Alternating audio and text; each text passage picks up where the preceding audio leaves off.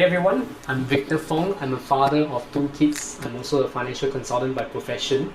During the start of the circuit breaker measure here in Singapore, where the coronavirus season is happening, our kids are studying from home, I'm working from home.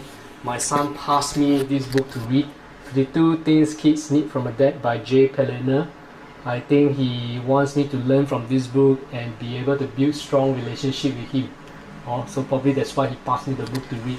So I've been reading this book a chapter a day, and today I'm already at chapter 49, right? So I thought I would just record my reading into a video, 1 chapter a day for 1 video each day, and I upload them on YouTube so that I can revisit the learnings and become a better father in the process.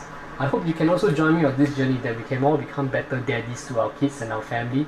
And if you really want to learn what I read, feel free to subscribe to my YouTube channel. Click on the bell icon so that you'll be notified whenever I release a new video reading. Okay, so today I am at chapter 49, which says kids need their dad to set the bar pretty high. So after his daughter Rianne was named the all-conference catcher in her sophomore year in high school and leading the conference in home runs, the daddy made a mistake because he began to expect an extra base hit every time she came to the plate. It got to the point that he was disappointed with a single. No pressure there, right? But later in the season, after she went without a hit for a couple of games in the tournament, he came to a conclusion that it's really okay for his gifted daughter to have an occasional bad day or even a little bit of slump. But then in her last plate appearance of the day, she crushed home run that shattered a windshield in the parking lot. His expectations rose even higher, if that's possible. So he certainly will not take any credit for his daughter Rianne's blessed day. But it did get him thinking about the idea of expectations. You see, setting goals is one thing. You might make them, you might not. Goals are something you work for and hope for. On the other hand, expectations take performance to an entirely different level. An expectation isn't an option. Whatever it takes, it better happen. Fathers' expectations are powerful tools, mostly because they work without too many words.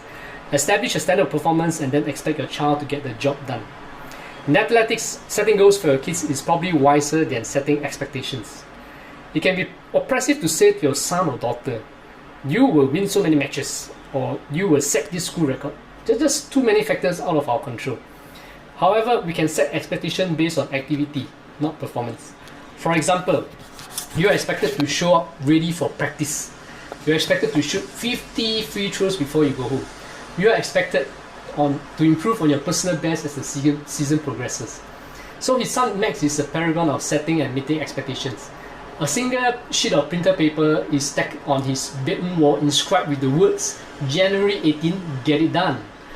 Back in 2002, his son Max had blown out his knees in a varsity football game, so the surgeon hoped that with intensive therapy, the knee might be ready for spring baseball season in 6 months or so. So his son Max attacked rehab with high expectations. Beginning January 12, he won 14 straight wrestling matches to earn a conference championship, regional championship, and a trip to the state finals. For Max, that date is more than a goal. It was an expectation. Expectations aren't just limited to athletics. So in primary school, I think Randy's teacher set 5,000 pages as the standard to get A in reading for the semester. Randy took that goal and set a new personal expectation. That year, he read more than 10,000 pages and all kinds of novels and non-fiction. Perhaps that's a part of the reason he's an acquisition editor at Moody Publishing today. Isaac, being his 4th son, faced all kinds of expectations and comparison with his older brothers. For sure, he followed in their footsteps, but also blazed his own unique trails, exploring interests beyond what he could see his brothers achieve, including painting, CAD, rock climbing, high school scholar, soccer. Expectation can also backfire on you. After his eldest son, Alec, excelled at piano at early age, he just assumed that all his siblings would do the same. But not so. His wife Rita and him had to change their expectations. Applying this idea in day-to-day lives, we can quickly rattle off a long list of expectations we might want to adopt for our children. Choose those which make sense for your family and add your own. For example, expect your kids to refrain from smoking. Expect them to turn off the lights when they leave the room. Expect our kids to hang up the clothes. Expect them to finish their meals and then put the bowls in the dishwasher. Expect soda cans to be put in the recycle bins. Expect your kids to replace the toilet paper when they use it up. Expect your kids to wipe their feet when they come inside. Expect them to ask before inviting a friend over. Expect your kids to write thank you notes. Expect our kids to write down phone messages. Expect them to wear their seatbelts. Expect them to brush their teeth twice a day. Expect a phone call when they arrive at a distant destination. Expect our kids to tell you where they are going when they leave the house. Expect our kids to get up for church on Sunday morning. Expect our kids to graduate high school. Expect our kids to graduate college. Expect our perfect grandkids sometime in the future. Some of it is common courtesy, while some of it is basic hygiene. Some is simple economics. All of it is groundwork for a successful life.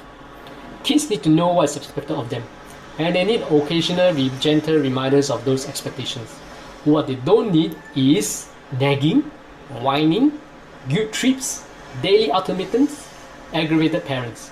Set reasonable expectations early and often, by example or mandate, and watch them respond with enthusiasm.